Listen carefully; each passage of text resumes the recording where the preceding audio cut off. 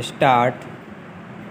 इस समय बहुत से लोगों ने राष्ट्रपति का फल फूल तथा अन्य प्रकार की चीज़ों से स्वागत किया।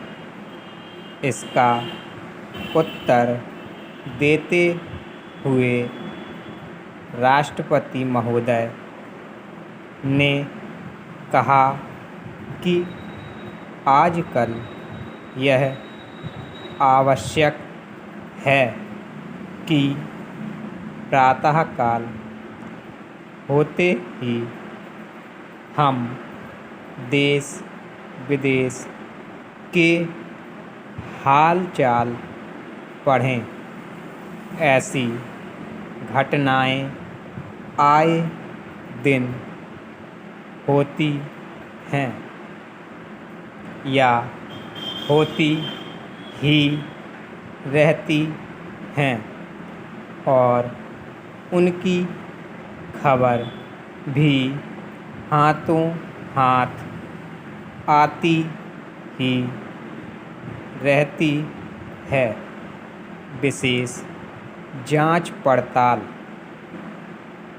करने पर पता लगता है कि संसार की सुख शांति उत्तरोत्तर नाश की ओर बढ़ती जाती है।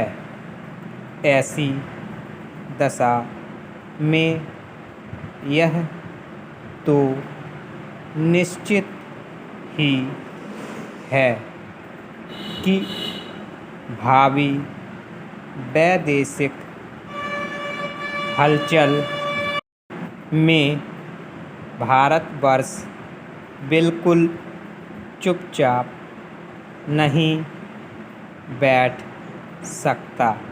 पैराग्राफ।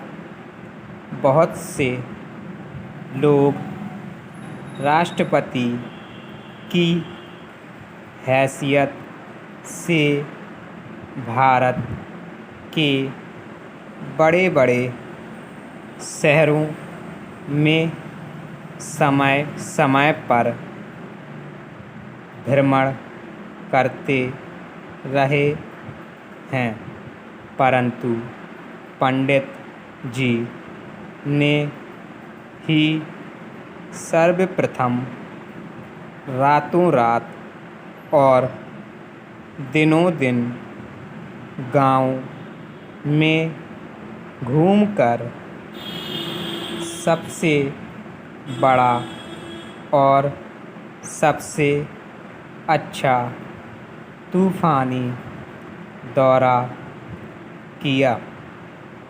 सर्वसाधारण जनता में पहले पहल कांग्रेस का बिगुल फूंकने का श्रेय इन्हें दिया जाए तो अनुचित ना होगा।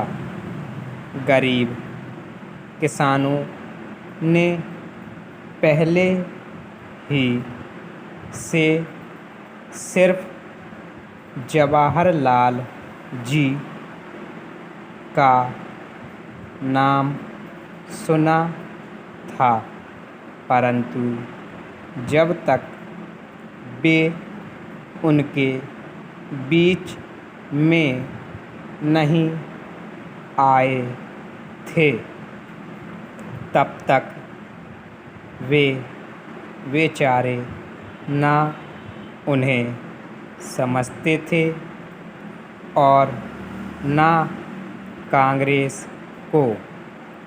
पंडित जी की बात बात में जादू का असर है, अतः इनकी बातें सुनकर पहले तो वे लोग एकाएक बहुत ज़्यादा अचंभे में पड़ गए थे।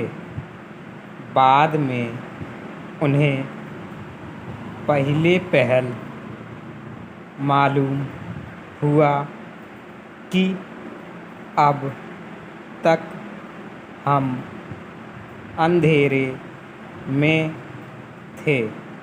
सचमुच भारत हमारा और हम भारत के हैं। कम से कम वे समझने तो लगे कि स्वतंत्रता हमारा जन्मसिद्ध अधिकार है और इसके बगैर हम पशुओं से भी खराब हैं। पैराग्राफ।